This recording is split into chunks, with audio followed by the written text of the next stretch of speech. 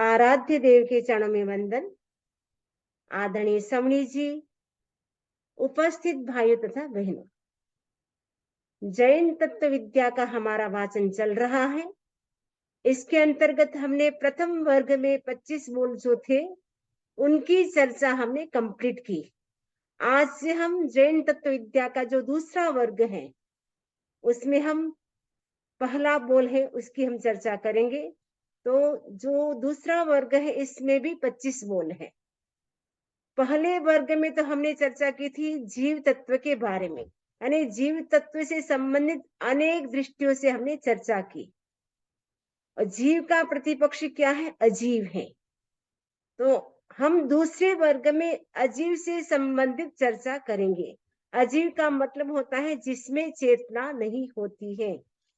तो अजीव के कितने प्रकार हैं? 2 प्रकार हैं। कौन कौन से? अरूपी और रूपी। अरूपी किसे कहते हैं, रूपी किसे कहते हैं, इसकी डेफिनेशन है। अरूपी का मतलब होता है जिसका कोई शेप नहीं होता है, आकार नहीं होता है। अरूपी को हम देख नहीं सकते हैं। उनको जो अतीन्द्रिय ज्ञानी होते हैं, जो केवल ज्ञानी होते हैं, उनको ही अरूपी को देख सकते हैं। हर कोई व्यक्ति देख नहीं सकते हैं। छद्मस्त व्यक्ति अरूपी को नहीं देख सकते हैं। अरूपी कौन होते हैं? जीव भी अरूपी होता है। और अजीव में भी धर्मास्तिकाय, अधर्मास्तिकाय, आकाशास्तिकाय और काल, ये 4 अरूपी होते हैं। यानी 6 द्रव्य में से 5 द्रव्य अरूपी हैं। उनमें एक द्रव्य जीव अरूपी है, क्योंकि जीव हमें दिखाई नहीं देता है, आत्मा हमें दिखाई नहीं देती है। आत्मा अरूपी है, जीव अरूपी है। और धर्मास्तिकाय, अधर्मास्तिकाय, आकाशास्तिकाय और काल, ये 4 द्रव्य भी दिखाई नहीं देते हैं, इसीलिए ये भी अरूपी है। तो अरूपी का मतलब होता है जिसमें वर्ण, गंध, रस और स्पर्श नहीं होता है। यानी जिसका कोई कलर नहीं होता है, जिसका कोई स्मेल नहीं होता है, जिसका कोई टेस्ट नहीं होता है, जिसका कोई टच नहीं होता है, वो अरूपी होता है। जैसे जीव है वो अरूपी है, इसका कोई कलर नहीं है, उसका कोई स्मेल नहीं है, कोई टेस्ट नहीं है, कोई टच नहीं है। ये तो हमारी बॉडी के कारण हमें दिखाई देता है। बॉडी है वो हमारी पुद्गल से बनी हुई है, इसीलिए हमें दिखाई देती है, लेकिन जीव हमें दिखाई नहीं देता है। तो जीव अरूपी है। और 4 द्रव्य अजीव जो है वो भी अरूपी है, धर्मास्तिकाय, अधर्मास्तिकाय, आकाशास्तिकाय और काल। तो आपको अरूपी का मतलब समझ में आ गया? आप ध्यान से सुनेंगे। लास्ट में मैं प्रश्न पूछूंगी कि मैं पूछूंगी कि अरूपी कैसे कहते हैं, रूपी किसे कहते हैं, अरूपी कौन से पदार्थ है, रूपी कौन से पदार्थ है। तो अरूपी की डेफिनेशन आपको समझ में आ गई। अब हम समझेंगे रूपी की डेफिनेशन। रूपी किसे कहते हैं? रूपी का मतलब होता है जिसमें वर्ण, गंध, रस और स्पर्श होता है, उसे रूपी कहते हैं। जिसका कोई ना कोई शेप होता है। जैसे घड़ी है, ये घड़ी है, ठीक है, तो आपको इसका कोई ना कोई शेप दिखाई दे रहा है। ये टेबल है, इसका कोई ना कोई शेप है। मोबाइल है, लैपटॉप है, लाइट है, उनका कोई ना कोई शेप होता है। जिसका कोई ना कोई शेप होता है वो रूपी होता है। और जिसका कोई ना कोई कलर अवश्य होता है, जो शेप होगा उसका कलर होगा, उसकी स्मेल होगी, उसमें टेस्ट भी होगा, उसका टच भी हम कर सकते हैं। तो रूपी का मतलब होता है जिसका आकार होता है, जिसमें वर्ण, गंध, रस और स्पर्श होता है, उसे रूपी कहते हैं। रूपी कौन है? एक पुद्गलास्तिका है, जो मैटर है, वो ही रूपी है। बाकी शेष 5 द्रव्य है अरूपी है। 6 द्रव्य में से 5 द्रव्य अरूपी है, एक पुद्गलास्तिका ही रूपी है। आप नोट भी कर सकते हैं साथ साथ में। धर्मास्तिकाय, अब हम सबसे पहले अरूपी अजीव जो है 4, उनकी हम चर्चा करेंगे। धर्मास्तिकाय, अधर्मास्तिकाय, आकाशास्तिकाय, काल, इन 4 की पहले हम चर्चा करेंगे। लास्ट में हम रूपी द्रव्य की चर्चा करेंगे। तो सबसे पहला अरूपी द्रव्य है धर्मास्तिकाय। तो धर्मास्तिकाय किसे कहते हैं? गतिशील जीव और पुद्गलों की गति में उदासीन भाव से जो सहयोगी होता है, उसे धर्मास्तिकाय कहते हैं। आपको समझ में नहीं आया होगा शायद, गतिशील जीव और पुद्गल, यानी जीव भी गति करता है, ठीक है, और जो पुद्गल होती है, मैटर होता है, वो भी गति करता है। जीव और पुद्गल जो गति करते हैं, मूवमेंट करते हैं, उनमें जो हेल्प करता है, उदासीन यानी तटस्थ भाव से जो हेल्प करता है, वो होता है धर्मास्तिकाय। तो धर्मास्तिकाय किसको हेल्प करता है? जीव और पुद्गल जो गति करना चाहते हैं, उनको ये हेल्प करता है तटस्थ भाव से। फॉर एग्जाम्पल, जैसे मछली है, फिश है, वो पानी में तैरती है, तो पानी उसको नहीं कहता है कि तुम तैरो, लेकिन जब वो मछली तैरती है, तो पानी क्या करता है? उनको हेल्प करता है। तो वैसे ही जीव जब मूवमेंट करता है, चलता है, फिरता है, घूमता है, तब धर्मास्तिकाय क्या करता है? उसको हेल्प करता है, चलने में, घूमने में, फिरने में, जाने में, आने में, खाने में, पीने में, सब में हेल्प कौन करता है? धर्मास्तिकाय। धर्मास्तिकाय के आधार पे हम सब मूवमेंट कर सकते हैं, आना जाना, खाना पीना, ये सब हम धर्मास्तिकाय के माध्यम से कर सकते हैं, वो हमें हेल्प करता है इसीलिए। दूसरा हम एग्जाम्पल ले सकते हैं, जैसे ट्रेन है, ट्रेन किसके ऊपर चलती है? पटरी के ऊपर चलती है। तो पटरी क्या करती है? ट्रेन जब चलती है तो वो हेल्प करती है, लेकिन पटरी ये नहीं करती ट्रेन तुम चलो मैं हेल्प करता हूँ, लेकिन जब ट्रेन चलेगी तब पटरी हेल्प करेगी। वैसे ही जब जीव चलेगा, मूवमेंट करेगा, तब धर्मास्तिकाय हेल्प करेगा। धर्मास्तिकाय ये नहीं कहता जीव तुम चलो, पुद्गल तुम चलो, लेकिन जब जीव और पुद्गल मूवमेंट करेंगे, तब कौन हेल्प करेगा? धर्मास्तिकाय। तो आपको क्लियर हो गया? अब धर्मास्तिकाय में 3 शब्द है, इसको हम तोड़ेंगे, अलग अलग करेंगे। धर्म प्लस अस्थि प्लस काय। तो धर्म का मतलब होता है स्वभाव, अस्थि का अर्थ है त्रैकालिक पदार्थ। त्रैकालिक यानी तीनों कालों में जिसका अस्तित्व होता है, एग्जिस्टेंस होता है तीनों कालों में, उसे अस्थि कहा जाता है। जैसे धर्मास्तिका है, वो पास्ट में भी था और प्रेजेंट में भी है और फ्यूचर में भी होगा। और काय का अर्थ है प्रदेश समूह।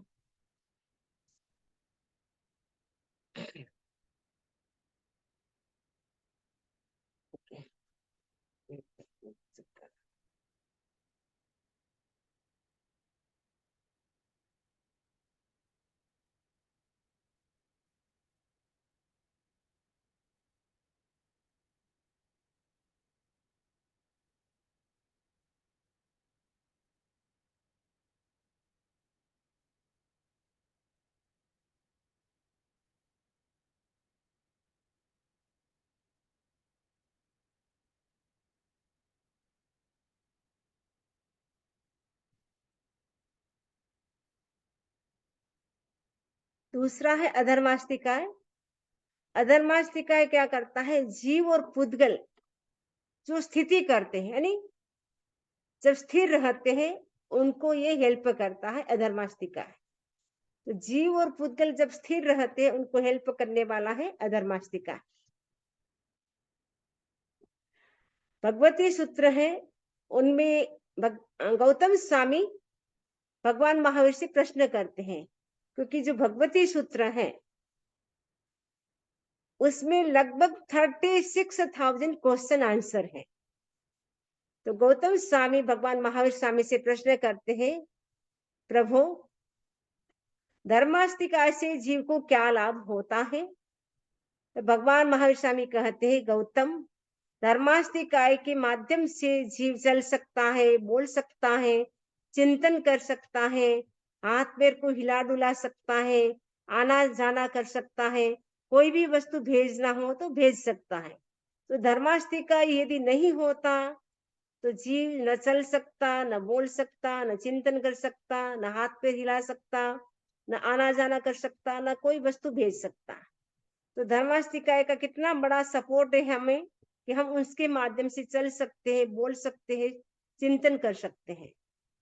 अधर्मास्तिकाय, अधर्मास्तिकाय से क्या लाभ होता है? तो अधर्मास्तिकाय क्या करता है? हम जो खड़े रहते हैं, हम जो स्थिर रहते हैं, यानी स्थिरता के जो भी काम होते हैं उनमें अधर्माष्टिकाय हेल्प करता है। चलने फिरने के जो काम होता है उनमें धर्माष्टिकाय हेल्प करता है, और स्थिर रहने के काम में अधर्माष्टिकाय हेल्प करता है। मन को यदि हमें एकाग्र करना है, कंसंट्रेट करना है, तो कौन सहायता करता है? अधर्माष्टिकाय। आंख हमें बंद करना है, मेडिटेशन करना है, तो अधर्माष्टिकाय हमें हेल्प करता है। तब हम आंख बंद कर सकते हैं, सो सकते हैं। जो भी हम स्थिरता का काम करते हैं उनमें अधर्माष्टिकाय हेल्प करता है। आकाशास्तिकाय, आकाशास्तिकाय किसे कहते हैं? सब पदार्थों को आश्रय देने वाला, यानी संसार में जितनी भी पदार्थ है, जीव और अजीव, सबको आश्रय देने वाला कौन है? आकाशास्तिकाय। आकाशास्तिकाय उसके दो प्रकार हैं, लोकाकाश और अलोकाकाश। लोकाकाश जिसमें धर्मास्तिकाय अधर्मास्तिकाय द्रव्य है, और उसके साथ साथ जीव भी है, पुद्गल भी है। और जीव और पुद्गल की गति कहां तक हो सकती है?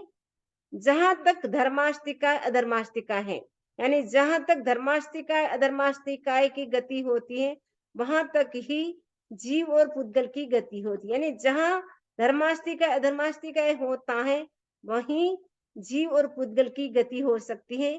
जहां धर्मास्तिकाय अधर्मास्तिकाय नहीं होता है वहां जीव और पुद्गल की गति भी नहीं हो सकती। और आकाशास्तिकाय दूसरा है अलोक। आकाश के दो भेद कर दिए, लोकाकाश और अलोकाकाश। तो लोकाकाश में तो 6 द्रव्य होते हैं, लेकिन जो अलोकाकाश होता है उसमें केवल एक आकाश ही होता है। इसमें और कोई भी द्रव्य नहीं होता है। धर्मास्तिकाय अधर्मास्तिकाय नहीं होता है, इसलिए जीव और पुद्गल भी वहां तक गति नहीं कर सकते हैं। इसलिए जो जीव मोक्ष होते हैं, मोक्ष जाते हैं, वो कहाँ ठहर जाते हैं? लोक के अग्रभाग में ही वहां ठहर जाते हैं। अलोक आकाश में वो नहीं जा सकते हैं, क्योंकि वहां तक जीव और पुद्गल की गति नहीं होती है। धर्मास्तिकाय अधर्मास्तिकाय न होने से अलोक आकाश में जीव और पुद्गल की गति नहीं होती है। इसलिए सिद्ध होने वाले, मुक्त होने वाले जीव भी लोक के अग्रभाग में ही स्थिर हो जाते हैं, उसके आगे वे भी गति नहीं कर पाते हैं। काल जो तत्व पदार्थों के परिवर्तन का हेतु है वो काल है। जो पदार्थ के परिवर्तन का, यानी जो नया पुराना जो भी होता है वो किसके आधार पे होता है? काल के आधार पे होता है। यदि काल नहीं होता तो कोई भी वस्तु नई पुरानी नहीं होती। हम अपने पर ही देखें, जीव और पुद्गल दोनों के ऊपर वर्तन करता है। काल है, जीव के ऊपर भी वर्तन करता है और अजीव के ऊपर भी वर्तन करता है। जीव के ऊपर कैसे? जैसे हम बच्चे थे, उसके बाद युवा हो गए, और कुछ समय के बाद या कुछ वर्षों के बाद ओल्ड एज में भी आ जाएंगे। ये किसके आधार पे होता है? काल के आधार पे। कोई कहता है हम 25 साल के हो गए, कोई बोलता है 30 साल के, कोई 50 साल के। ये सब हम किसके आधार पे कहते हैं? काल के आधार पे कहते हैं। यदि काल नहीं होता तो हम बता भी नहीं सकते कि हम कितने साल के हुए हैं। तो काल के आधार पे ही बच्चे से बूढ़ा बनता है, बच्चे से युवा बनता है, वो सब काल के आधार पे होता है। और जो पुद्गल है उसके ऊपर भी काल वर्तन करता है। कोई वस्तु सपोज आप नई खरीद के लाए, ठीक है, आप सपोज एक नई ड्रेस लेके आए, तो नई ड्रेस लेके आए और वो आप 5 साल के बाद आप खोलते हैं तो वो ड्रेस कैसी हो जाती? पुरानी हो जाती है। आप क्या बोलते? 5 साल पहले की ड्रेस है इसीलिए आपको ऐसी लग रही है। तो वो किसके आधार पे आपने बताया? कि काल के आधार पे बताया कि 5 साल पुरानी है। तो काल के आधार पे क्या होता है? जीव और पुद्गल में निरंतर परिवर्तन होता रहता है। तो काल के कितने प्रकार है? 2 प्रकार है। कौन कौन से? निश्चय काल और व्यवहारिक काल। निश्चय काल कहाँ होता है? 2.5 द्वीप के बाहर, जहां निश्चय यानी फिक्स, वहां फिक्स रहता है। जहां दिन है वहां दिन रहेगा, जहां रात है वहां रात रहेगी। यानी चंद्र जहां है वह हमेशा रात रहेगी, जहां सूर्य है वह हमेशा दिन रहेगा। ये फिक्स है। निश्चय काल यानी फिक्स काल, वह फिक्स समय है। फिक्स है कि वहां रात ही रहेगी, वहां कभी दिन होगा ही नहीं। दिन है वहां, सूर्य है वो दिन ही रहेगा, वहां कभी रात नहीं होगी, क्योंकि वहां पे चंद्र और सूर्य है, वो मूवमेंट नहीं करते हैं, गति नहीं करते हैं, फिक्स है। इसलिए वो है निश्चय काल। व्यवहारिक काल है वो ढाई द्वीप में है। निश्चय काल है वो ढाई द्वीप के बाहर है। तो व्यवहारिक काल है वो ढाई द्वीप में है। तो ढाई द्वीप कौन से हैं, इसकी चर्चा हमने की थी।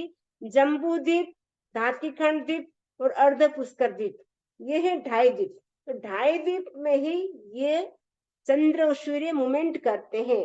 इसके आधार पे ढाई द्वीप में दिन और रात का व्यवहार होता है। अभी हमारी अभी जैसे रात चल रही है, फिर सूर्य होगा तो हम बोलेंगे अभी दिन हो गया है। तो ये दिन और रात का व्यवहार कहाँ होता है, ढाई द्वीप में ही होता है। तो ढाई द्वीप में 15 क्षेत्र भी आ जाते हैं। 15 क्षेत्र, 5 भरत, 5 ऐरावत, 5 महाविद्य। तो हम लोग किस में जीते हैं, भरत क्षेत्र में जी रहे हैं, दक्षिण भारत में हम जी रहे हैं। ठीक है, तो हमारे यहाँ पर भी सूर्य आता है और चला जाता है, फिर चंद्रमा आता है, फिर दिन, फिर रात, रात के बाद दिन, ये क्रम निरंतर चलता रहता है।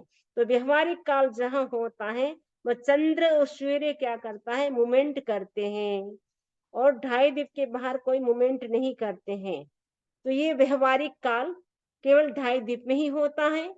और इसके आधार पे हम बोलते हैं 1 घंटा हो गया, 2 घंटा हो गया, 3 घंटा, 5 घंटा, 10 घंटा, ऐसे करके 24 घंटा होता है, तब बोलते 1 दिन रात हो गया। फिर 2 दिन, फिर 1, ऐसे करके 7 दिन बीतता है, तब बोलते 1 वीक हो गया। फिर बोलेंगे 15 डेज हो गया, 1 मंथ हो गया, फिर 6 मंथ हो गया, फिर 1 ईयर हो गया, 1 ईयर हो गया, ऐसे बोलते हैं। फिर 5 साल का एक युग होता है, एक युग बीत गया, फिर संवत्सर हो गया। फिर ऐसे करते करते 100 साल, 200 साल, 500 साल, फिर पल्लोपम, सागरोपम, ये सारा किसके आधार पे होता है, व्यवहारिक काल के आधार पे होता है। तो व्यवहारिक काल होता है वहां सब ये समय का हिसाब किताब होता है।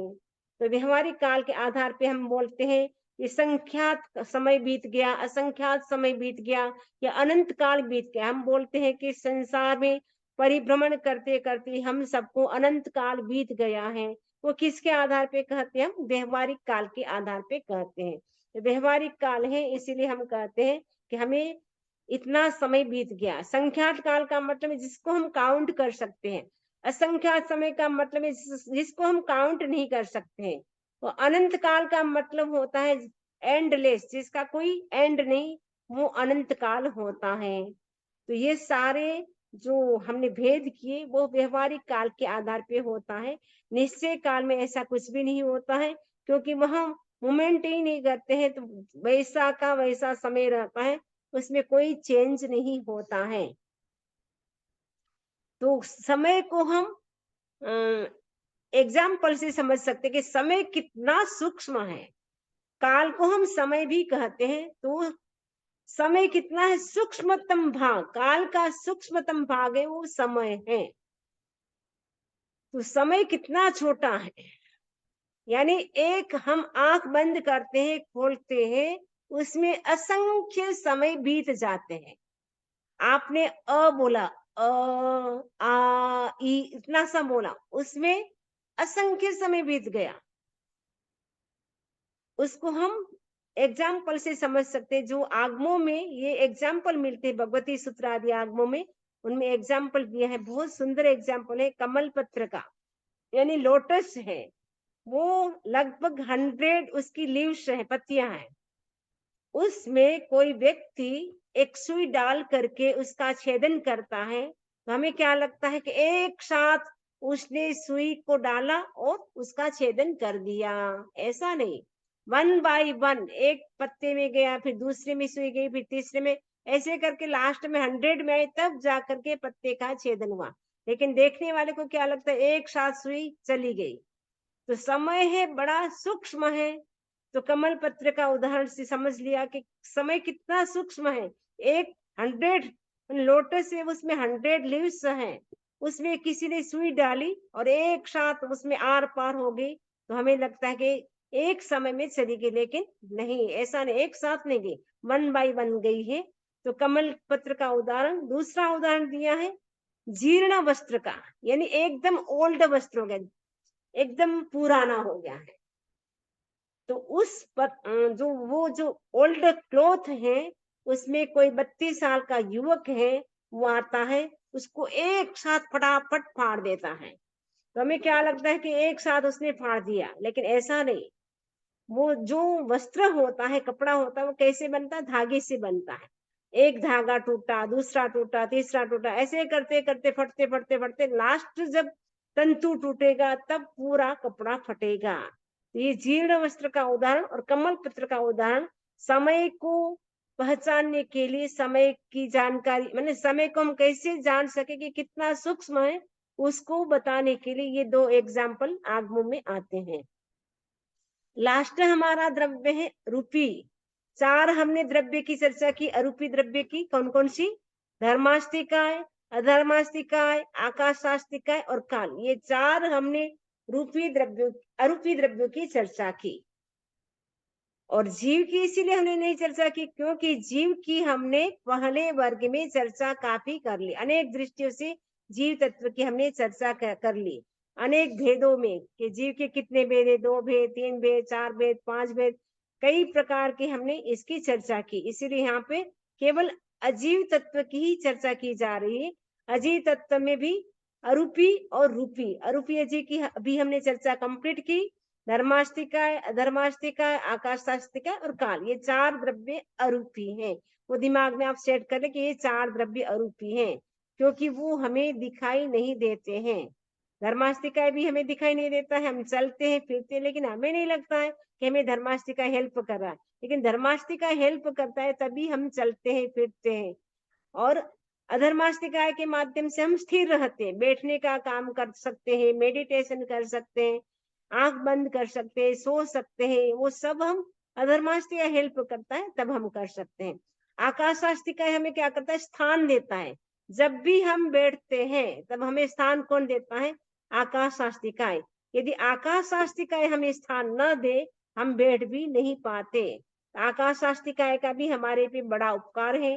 धर्मास्तिकाय, धर्मास्तिकाय का भी बड़ा उपकार है। काल का भी बड़ा उपकार है। काल हमारे पे वर्तन करता रहता है, तो काल के आधार पे हम जानते हैं कि 1 घंटा बीत गया, अब हमें एक एक समय का उपयोग करना है, अब हमें सामयिक करना है।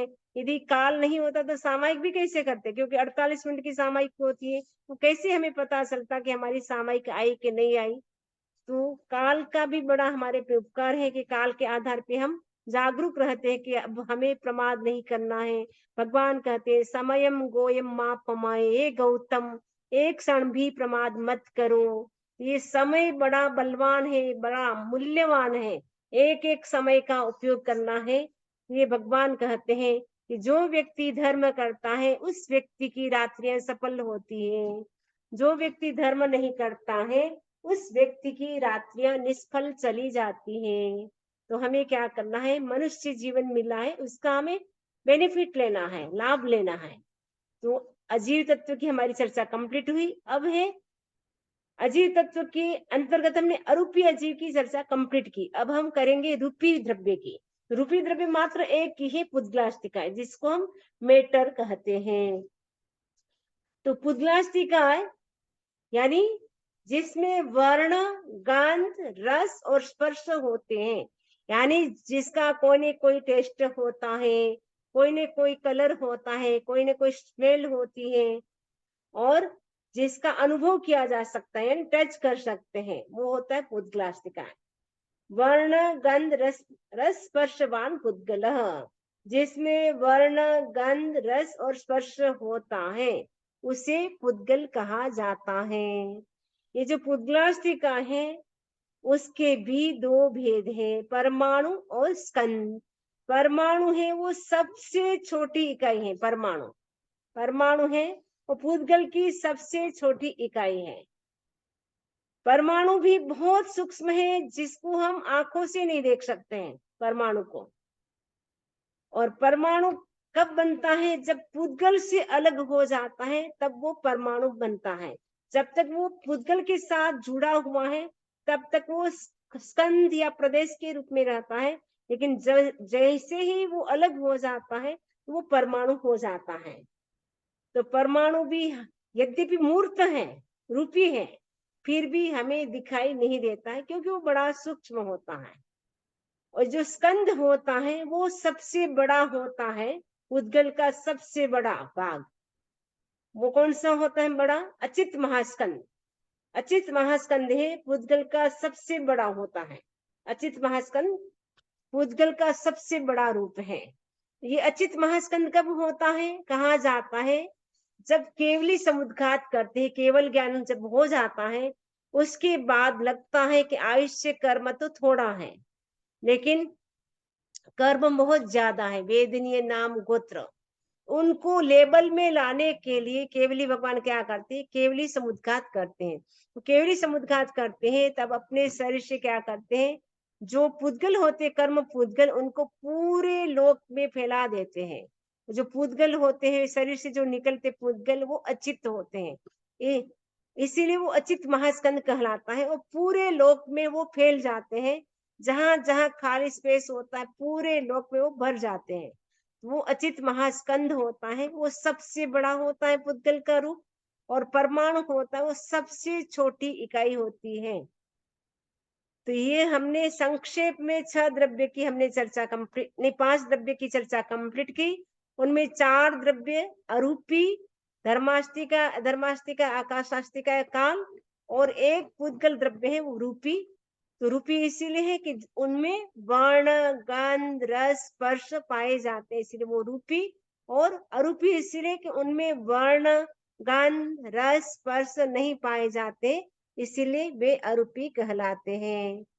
तो अजीव के 2 प्रकार, रूपी और अरूपी। अरूपी के 4 प्रकार और रूपी के 1 प्रकार। तो इस प्रकार हमने जो हमारा कालू तत्व शतक जिसको हम कहते हैं, जिसमें 101 बोल है, उनमें से हमने 25 बोलों की चर्चा फर्स्ट वर्ग में कंप्लीट की। दूसरा वर्ग आज हमारा प्रारंभ हो चुका है, उनमें से हमने फर्स्ट बोल की चर्चा की है। इससे संबंधित किसी को कोई प्रश्न हो तो पूछ सकते हैं। इसी आशा के साथ ओम अरहम, ओम अरहम।